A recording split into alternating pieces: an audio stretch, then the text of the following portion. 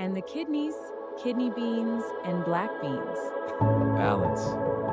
Knowing what to keep and what to release. Have you ever noticed that kidney beans look exactly like human kidneys?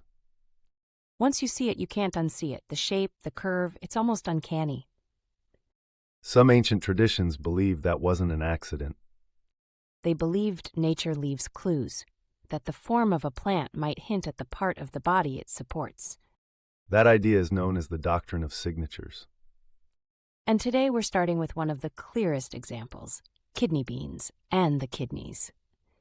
The kidneys are responsible for filtering waste, balancing fluids, and keeping the body in equilibrium. And kidney beans? They've long been valued in traditional food systems for their role in nourishment, strength, and balance. So the question becomes, coincidence or intentional design? Is this just a coincidence? Or did nature design it this way? This isn't about replacing modern medicine. It's about curiosity, observation, and remembering that wisdom didn't begin with laboratories.